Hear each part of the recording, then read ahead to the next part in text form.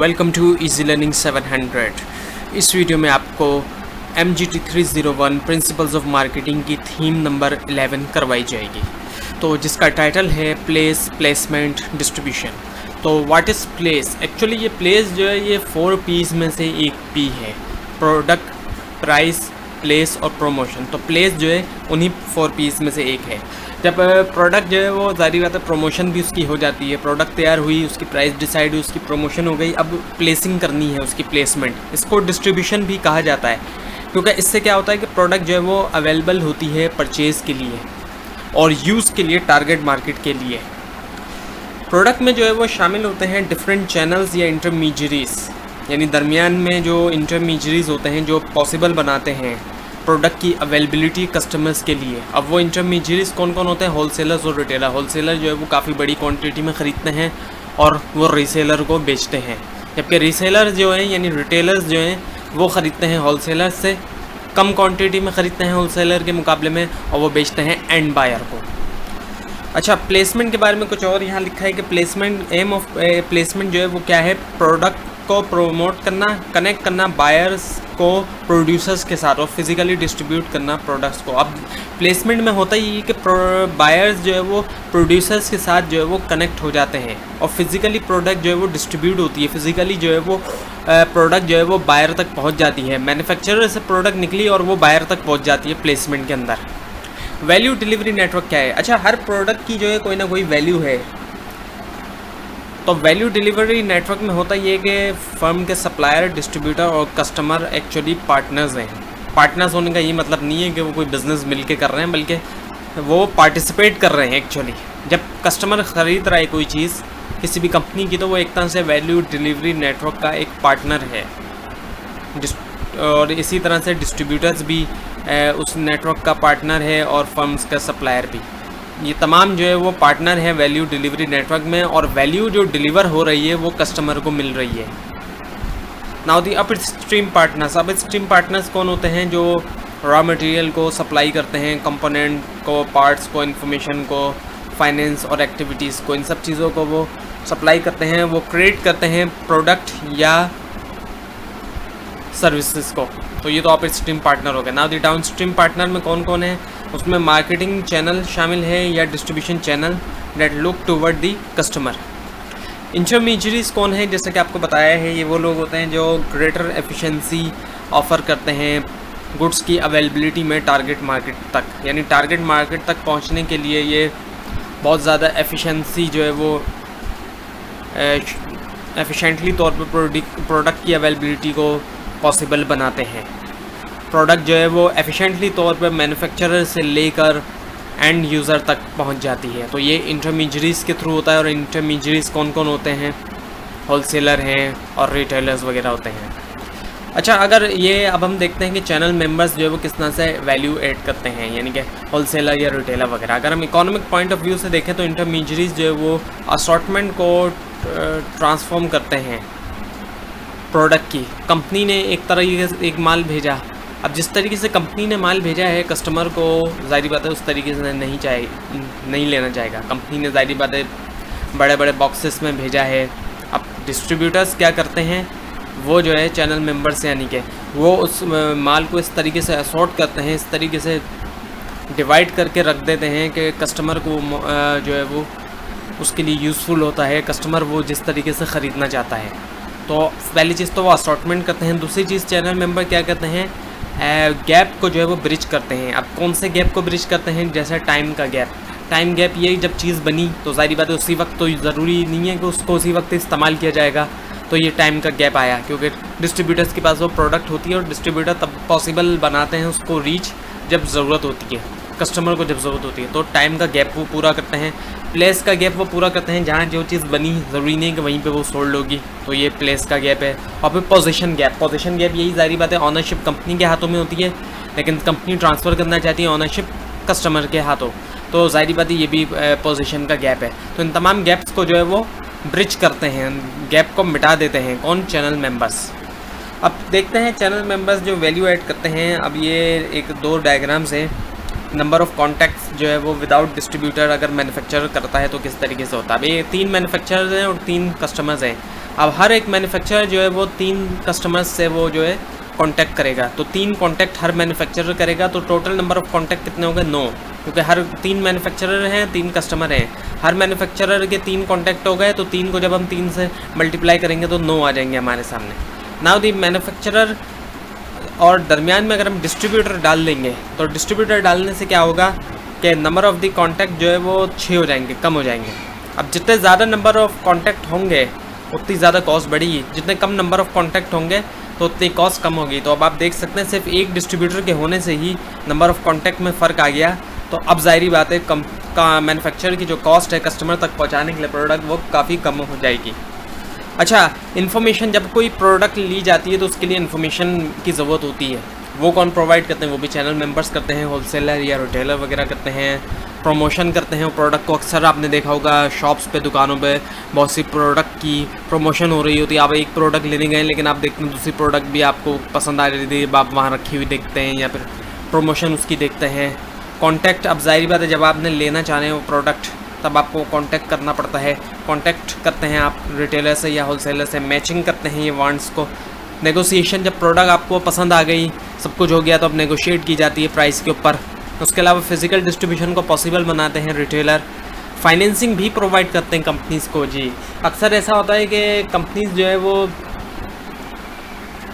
Advance payment लेती है wholesaler से, रिटेलर से, और उनको जो है वो प्रोवाइड करती है गुड्स। ये ऐसा तब होता है जहाँ पे पुल स्ट्रेटजी जहाँ यूज़ हो रही होती है। अब पुल स्ट्रेटजी जब यूज़ होती है तो उसमें होता है क्या है कि डिमांड बहुत ज़्यादा आती है प्रोडक्ट की, तो ऐसे सिचुएशन में कंपनी जो है वो एडवांस पेमेंट के ऊपर भी प्रोडक्ट्स जो है वो प्रोवाइड करती है। और ख़ास तौर पे गाड़ियों की अक्सर आपने देखा होगा पेमेंट करवाई जाती है, बुकिंग करवाई जाती है, तो उसके तकरीबन 3 महीने तकरीबन टाइम दिया जाता है, लेकिन एक्चुअली वो टाइम जो है वो 6 महीनों से हज़ार हो जाता है। तो उसमें जो बुकिंग करवा ली जाती है तो गाड़ियों की पेमेंट भी एडवांस ले लेते हैं कंपनी वाले। एक्चुअली उस पैसे को लेके वो गाड़ियाँ प्रोड्यूस करते हैं और फिर वो कस्टमर को देते हैं। तो एक्चुअली जो पैसा कस्टमर ने बुक करवाया है जिस पैसे से गाड़ियों का, वो उसी पैसे से वो प्रोड्यूस करके वो गाड़ियाँ दे रहे होते हैं, तो इसको हम कहते हैं फाइनेंसिंग। और ये अब ज़ाहिर बात है गाड़ियाँ जब ख़रीदता इंसान तो डायरेक्टली कंपनी को पैसा नहीं देता, वो चैनल मेंबर्स के थ्रू देता है। जो शोरूम वाले हैं वो चैनल मेंबर्स हैं, वो रिटेलर हैं वो चैनल मेंबर्स हैं, तो वो फाइनेंस प्रोवाइड करते हैं कंपनी को फिर, तो उनके थ्रू जो है पैसा पहुंचता है कस्टमर का कंपनीज तक। रिस्क टेकिंग भी करते हैं, ज़ाहिर बात है स्टॉक ख़राब भी हो सकता है, स्टॉक जो है बिके नहीं, तो कई सारे रिस्क होते हैं जो कि चैनल मेंबर्स उठाते हैं। अच्छा, अब जो प्लेसमेंट होती है उसके अंदर फिज़िकल फ़्लो होता है प्रोडक्ट का। प्रोडक्ट फिज़िकली तौर पर फ़्लो करती है मैन्युफैक्चरर से लेकर कस्टमर तक। फ़्लो ऑफ ऑनरशिप होता है, ऑनरशिप फ़्लो करती है, ज़ाहिर बात है मैन्युफैक्चरर के पास ऑनरशिप होती है, जब सेल हो जाती है प्रोडक्ट तो ऑनरशिप आती है बायर के पास।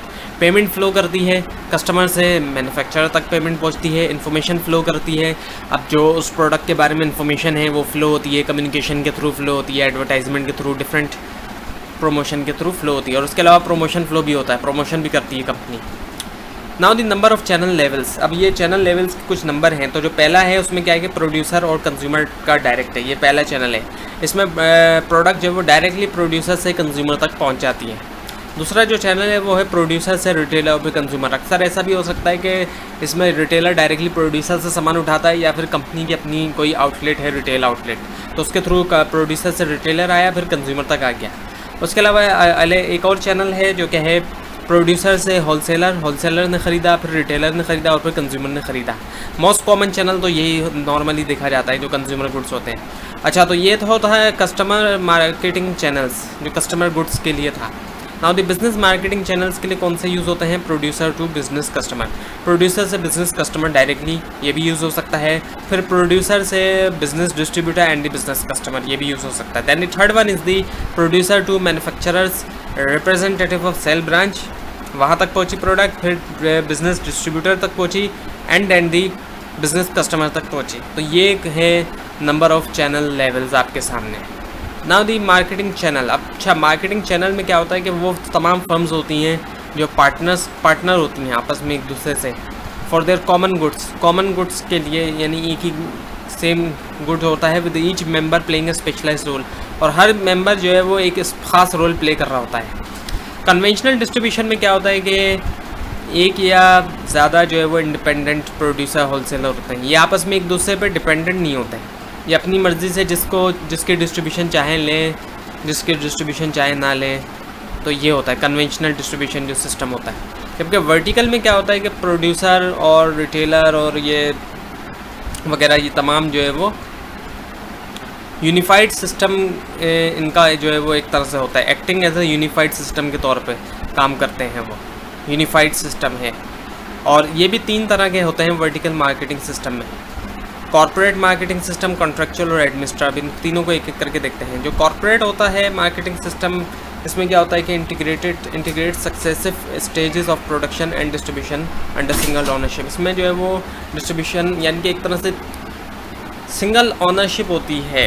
जो डिस्ट्रीब्यूशन नेटवर्क होता है उसकी एक ही ओनरशिप होती है, यानी कि कंपनी के अंडर में ही होती है। जो होलसेलर और जो रिटेल वगैरह होती है वो तमाम सिंगल ओनरशिप के अंडर में होती है। जबकि जो कॉन्ट्रैक्चुअल मार्केटिंग सिस्टम होता है, इसमें क्या होता है कि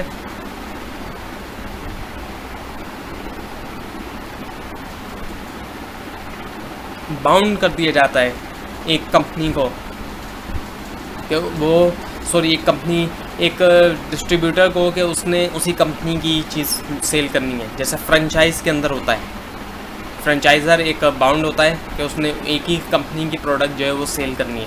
तो ये होता है contractual marketing vertical marketing system.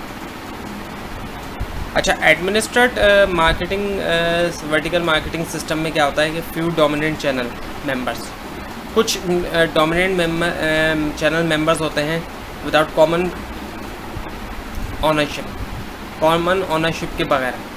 Leadership comes from size and power. अब इसमें होता क्या है कि लीडरशिप जो है चैनल मेंबर की तब होती है जब किसी की, ज़ाहिर बात है, किसी का ज़्यादा वॉल्यूम है सेल वगैरह का, तो उसकी जो है वो चैनल में के अंदर जो है वो लीडरशिप होगी। Now the horizontal marketing system में क्या होता है कि कंपनीज जो है वो एक्चुअली 2 और मोर कंपनीज जो है वो at one level join together, वो आपस में मिली हुई होती हैं to follow a new marketing opportunity. Companies जो है वो कंबाइन कर लेती हैं फाइनेंशियल, प्रोडक्शन और मार्केटिंग रिसोर्सेज को ताकि वो एकम्प्लिश कर सकें more than any one company को अलोन। अब इसमें क्या होता है कि 2 या 2 से ज़्यादा कंपनीज आपस में जुड़ जाती हैं हॉरिजॉन्टल मार्केटिंग सिस्टम के अंदर। Now the multi channel distribution system, अब ये जो है हाइब्रिड किस्म का चैनल, इसमें क्या होता है कि एक कंपनी जो है वो एक से ज़्यादा डिस्ट्रीब्यूशन जब करती है तो वो एक से ज़्यादा चैनल को जो है वो यूज़ करती है ताकि ज़्यादा से ज़्यादा कस्टमर तक पहुंच सके। हर चैनल की अपनी कोई ना कोई लिमिटेशन होती है, तो कंपनी जो है वो कंबाइन कर लेती है डिस्ट्रीब्यूशन चैनल्स को ताकि ज़्यादा से ज़्यादा कस्टमर्स तक पहुंचा जा सके। अब आपके सामने मौजूद है कंज्यूमर सेगमेंट का producer to customer consumer 1 segment दिया हुआ है। उसके अलावा है प्रोड्यूसर टू रिटेलर्स है, and producer to distributors to dealers है, and producer to sales for two. अच्छा, अब ये बताया गया कि किस तरीके से कंज्यूमर सेगमेंट्स तक प्रोडक्ट जो है वो पहुंच रही है। एक कंज्यूमर सेगमेंट तक प्रोडक्ट पहुंच रही है डायरेक्टली कैटलॉग्स, टेलीफोन, इंटरनेट वगैरह के थ्रू। दूसरा कंज्यूमर सेगमेंट के थ्रू जो प्रोडक्ट पहुंच रही है वो पहुंच रही है रिटेलर के थ्रू, प्रोड्यूसर से रिटेलर तक गई और फिर कंज्यूमर सेगमेंट 2 तक गई।